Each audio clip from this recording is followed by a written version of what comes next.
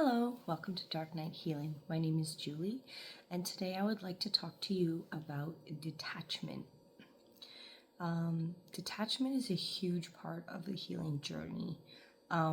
Most people don't realize that we put so much effort into something and so much time, dedication, love, and expectations into the outcome of certain situations that we are trying to control. And because of this, it can cause a lot of resistance and blockages because you're putting a desired outcome on the situation, and then when it doesn't come out that way, then you're upset and you're miserable and you're sad, and it pulls you out of your alignment.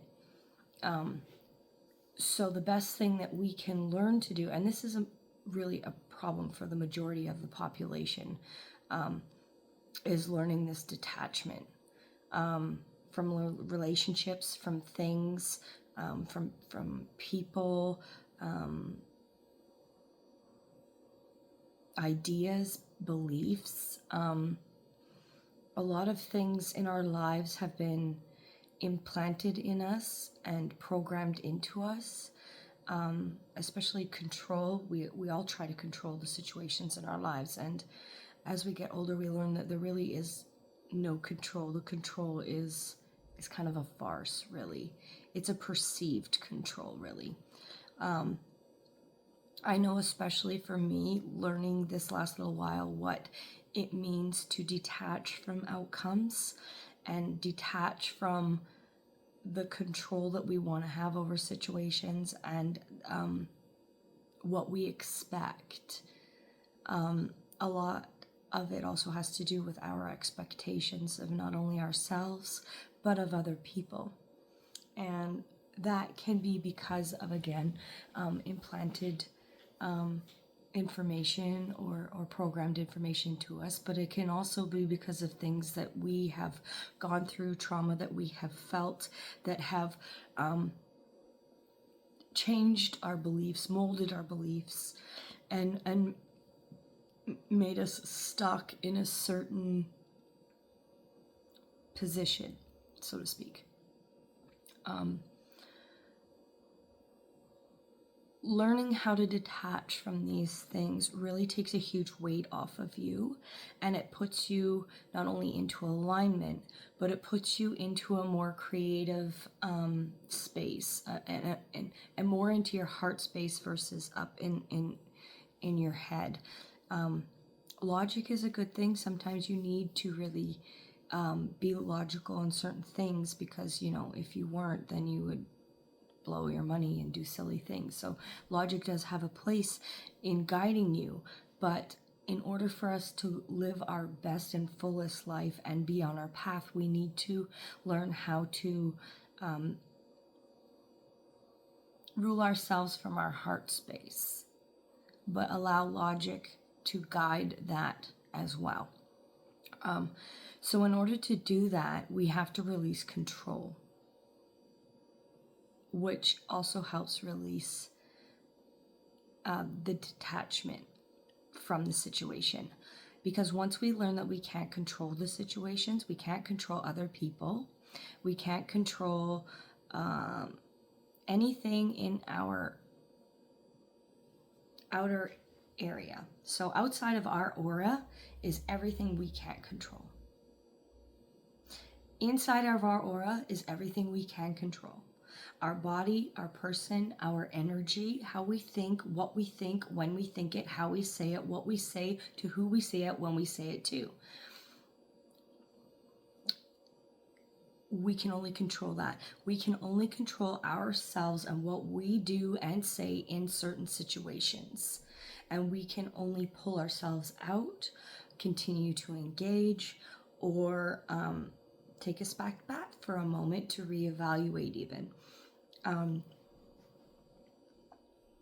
These are very hard things to do, though, because we're taught that we have some sort of control. And it's true to a certain degree.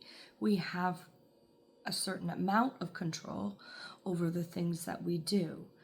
What time we get up, what kind of job you might like or might, those things to a certain degree, we are allowed to choose and control.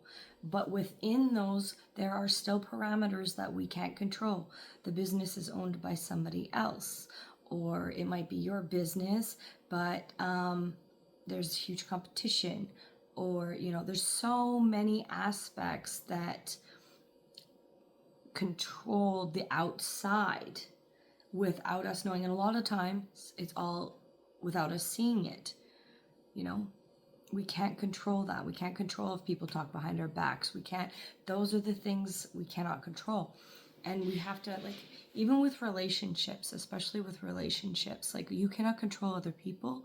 You can't make them stay if they don't want to stay, and you can't make them like you, and you can't make them love you, and you can't make them see your point of view. You can have discussions with them. You can tell them why you believe what you believe, but trying to impose your beliefs on another person is just wrong. And getting into fights and arguments because you believe that your belief is better than someone else's is silly. Politics is showing that right now.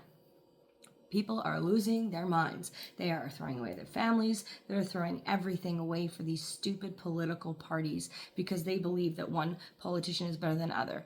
If you're going to walk away from a family, it better be because they were traumatizing you, not because they have a different belief than you. That's just selfish and shallow. It really is. And if that's the case, if you're going to throw away a family over something one political leader said that triggered you, you need to check out why that fucking triggered you. 100%. Why did that trigger you? Your triggers are your responsibility, no one else's. You can't get mad because something set off your anger. Your anger to another person's words is a you problem. Unless somebody is physically assaulting you, berating you, calling you names, beating you up, raping you, anything like that, there is absolutely no reason for that kind of behavior. People can disagree. There's nothing wrong with that. People used to do it all the time. As a matter of fact, there was an unspoken law that you didn't talk about religion or politics with family. It's happening every day now, and people are divided over it. But here's the secret. If you've ever been a religious person in your life, you know exactly what's going on right now. If you've ever read a Bible, if you ever read any of the agendas for the government, you know what's going on right now. And all of this stuff that's going on right now is bullcrap. It's bullcrap. It's just a distraction from the truth. And that's all anything ever is in your life, is a distraction from your truth. You need to make a detached decision without an expectation on the outcome. You need to release control. And you need to let go. Sure, do you want something to happen? Of course. Especially if you worked hard at a goal, a job, a promotion, whatever it is. Of course, you're looking forward to that. But it's the expectation, the almost demand in you that it's yours. And that if you don't get it, it's going to be a horrible thing. That's what you need to let go of. You need to enjoy the journey to get there. You don't need to put this kind of energy into it. Because needing something and being okay without it are two totally different things. And that's what you need to learn. You need to learn to detach. You need to learn to be okay without it. Would it be nice to have? Yes, it would. But you're okay without it. You're okay without that perfect relationship that everyone thinks they should have, which, by the way, doesn't exist. Because everybody's perfect or idea of a perfect relationship is different. You're never going to get a 50-50 relationship. And you shouldn't have a 50-50 relationship. It should be 100-100. Everybody should be putting in 100% of their effort into this relationship, not 50%. I never understood this. It's like, should be 50-50. No. No, it should be 100-100. Are there going to be times when one's doing more or other than the other in a relationship? Well, yeah, 100%.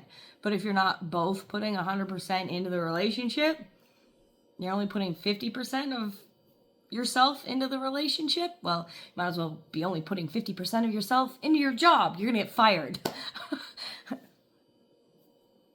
It's stupid. Stop thinking that way. Because how did you get that job? You put 100% of yourself into it. You worked your ass off. You showed them that you were the best. Why would you not show up for your relationship the same way? So, detachment. Letting go of control. Letting go of these imprinted programming that are upon us. I've suffered for this for like my whole life, and I'm only learning now in the last year. Detachment. This is not something that they talk about. They don't tell you that the control that you're trying to have doesn't really exist. They want you to think that you have that control so that when you don't get what you want, it causes you anxiety. It puts you in a fear state, and that's what they want. The programmers want us in that fear state. They want us to feel like that because it keeps us from asking questions. It keeps us from seeing the truth, and it keeps us from looking deeper because we're too busy trying to figure out why we're in pain. Or I don't understand this because I shouldn't be in pain. I didn't do anything wrong, or no one's ever done anything to me. Well, you don't know that 100%. And your body stores trauma that you don't even realize is trauma, but it was trauma to your body. So detachment and release of these things are a vital part of learning this experience.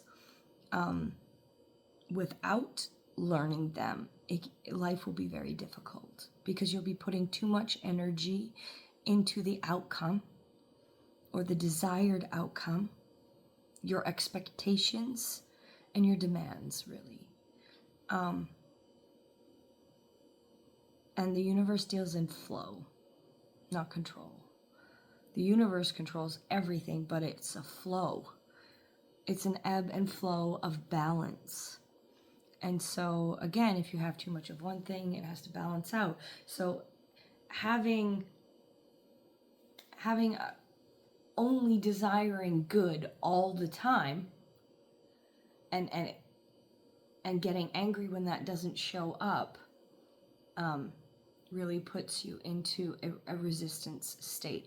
So what you need to do is take yourself out of that, and you need to focus on the journey. Focus on the growth. Focus on the actual healing. And putting the energy more into, I want to say physicality, but I don't think that's the right word.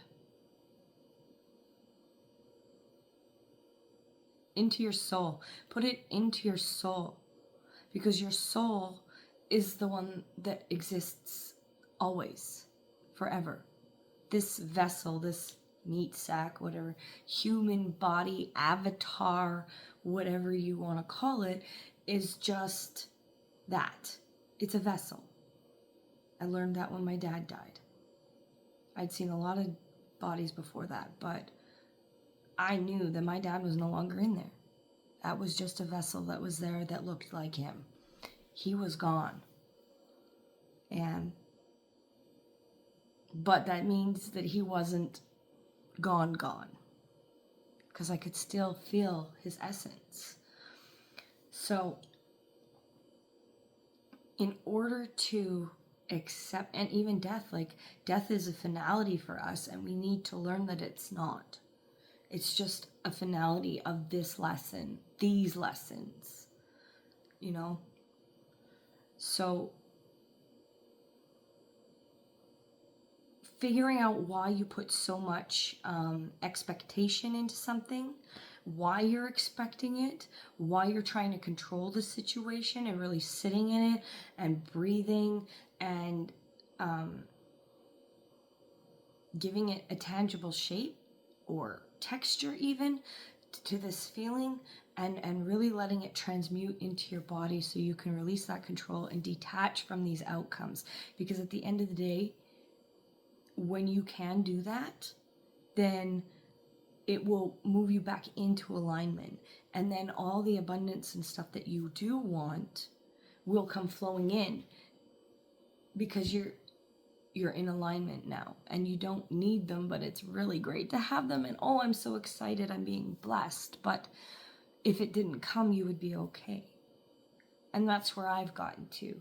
I never wanted a huge house. I never wanted any of those things. And it just seemed like, you know, I didn't want to be rich. I just wanted to be comfortable. And all the people, as I was growing up, put a lot of these expectations on me, and, you know, it programmed me into what I should want and I should get. And it put a lot of stress on me.